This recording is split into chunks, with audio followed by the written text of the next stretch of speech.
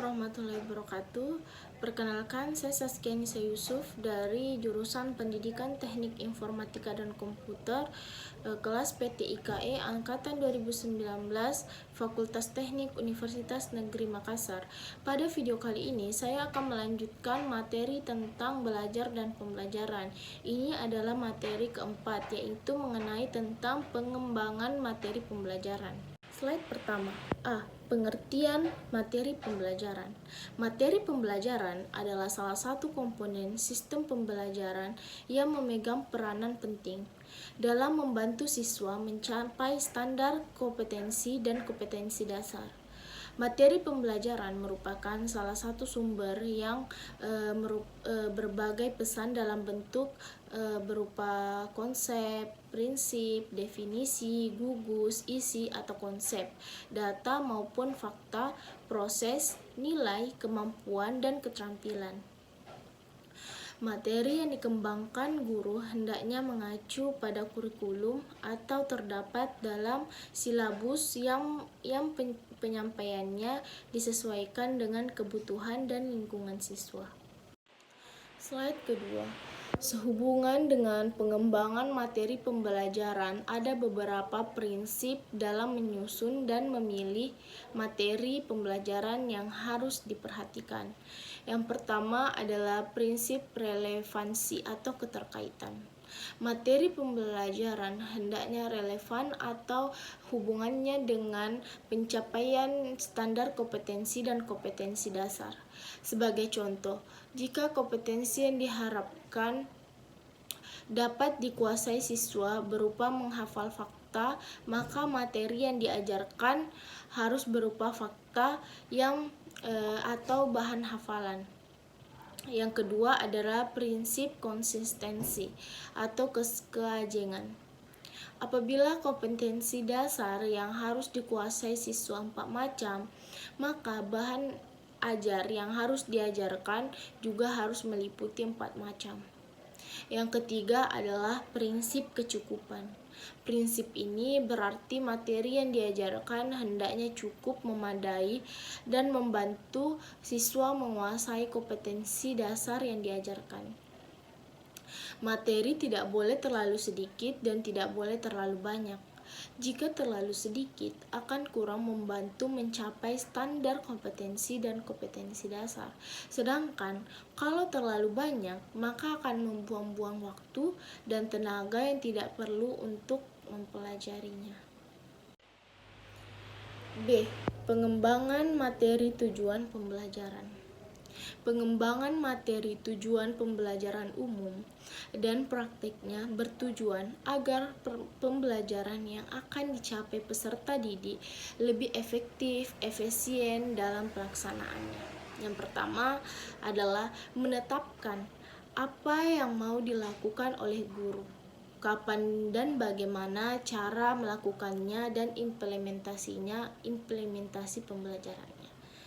B. Membatasi sasaran atau dasar tujuan instruksional harus dan menetapkan pelaksanaan kerja untuk mencapai hasil yang maksimal melalui proses penentuan target pembelajaran. C. Mengembangkan alternatif-alternatif yang sesuai dengan strategi pembelajaran. D. Mengumpulkan dan menganalisis informasi yang penting untuk mendukung kegiatan pembelajaran. D.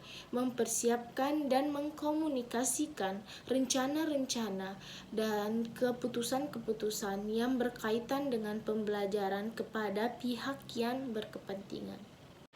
Berikutnya, kegunaan pengembangan materi tujuan pembelajaran umum yaitu: yang pertama, memberikan kriteria yang pasti untuk mengukur kemajuan belajar peserta didik. Yang kedua, memberikan kepastian mengenai kemampuan yang diharapkan dari peserta didik. Yang ketiga, memberikan dasar untuk mengembangkan alat evaluasi dalam mengukur efektivitas pengajaran. Yang keempat, menentukan petunjuk dalam menentukan materi dan strategi instruksional. Yang kelima, petunjuk bagi peserta didik tentang apa yang dipelajari dan apa yang akan dinilai dalam mengikuti suatu pembelajaran.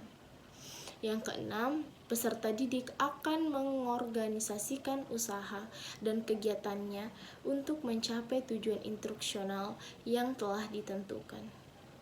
Selanjutnya C. Pengembangan materi tujuan pembelajaran khusus. Pengembangan pembelajaran khusus biasanya ditentukan sebelum melakukan pembelajaran di kelas. Sangat penting dilakukan. Oleh karena itu, hendaknya pengembangan pembelajaran disusun atau direncanakan dengan baik dan matang sehingga tujuan dari pembelajaran dapat tercapai dengan baik. Pengembangan pembelajaran khusus akan menghasilkan bagaimana kinerja guru lebih terarah dan sesuai dengan standar kompetensi dan kompetensi dasar dari program studi. Menurut Diknas 2008, kinerja guru dalam pelaksanaan pembelajaran meliputi pra-pembelajaran, pengecekan kesiapan kelas, dan persepsi, kegiatan inti atau penguasaan materi, strategi pembelajaran, pemanfaatan media atau sumber, evaluasi, dan penggunaan bahasa, dan menutup refleksi, rangkuman, dan tindak lanjut.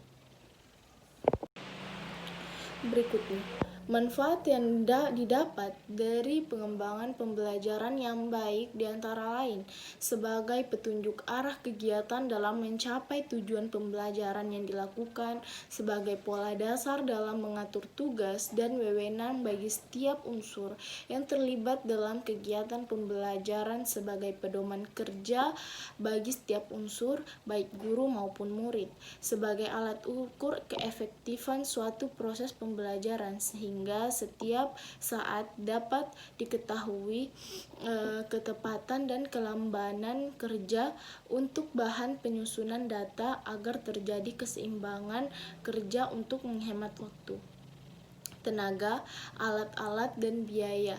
Pengembangan dan pembelajaran khusus mempunyai beberapa faktor yang mendukung tujuan pembelajaran tercapai. Misalnya, pertama, persiapan sebelum mengajar. Yang kedua, situasi ruangan dan letak sekolah dari jangkauan kendaraan umum. Yang ketiga, tingkat intelijensi siswa. Yang keempat, materi pembelajaran yang akan disampaikan. D. Pengembangan materi sesuai pengalaman belajar.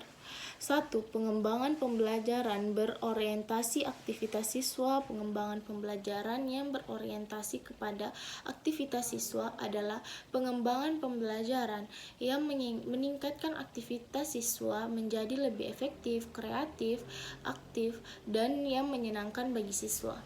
Pembelajaran ini dikenal dengan pembelajaran PAKM. Menurut CD, PAKM adalah singkatan dari pembelajaran aktif, kreatif, efektif, dan menyenangkan. PAKM sebagai singkatan pembelajaran aktif, kreatif, dan menyenangkan merupakan pendekatan pembelajaran yang mendudukkan siswa sebagai pelaku utama kegiatan pembelajaran menurut Karim 2006. 2.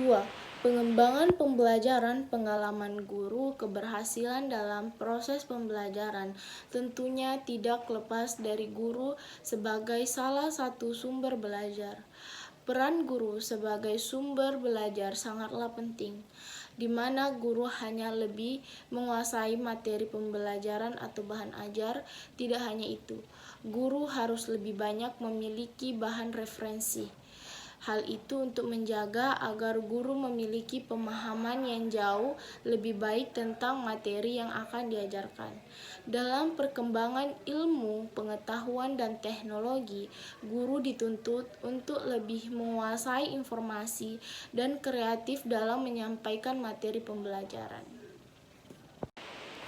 3. Pengembangan strategi dan metode pembelajaran. Pengembangan strategi dan metode pembelajaran yang menyenangkan adalah pembelajaran yang membahagiakan peserta didik. Bahagia berarti perasaan atau keadaan tentram atau bebas dari segala sesuatu yang menyusahkan. Berkaitan dengan belajar, bahagia adalah keadaan yang bebas dari tekanan, ketakutan, dan ancaman, menurut Hernowo 2006.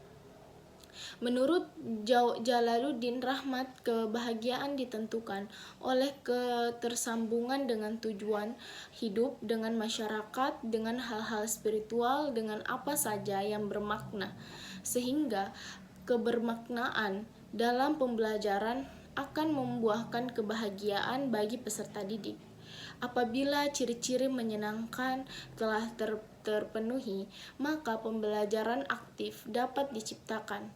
Pembelajaran aktif adalah pembelajaran yang memungkinkan peserta didik untuk berinteraksi secara aktif dengan lingkungan, memanipulasi objek-objek yang ada di dalamnya, dan mengamati pengaruh dari manipulasi objek tersebut.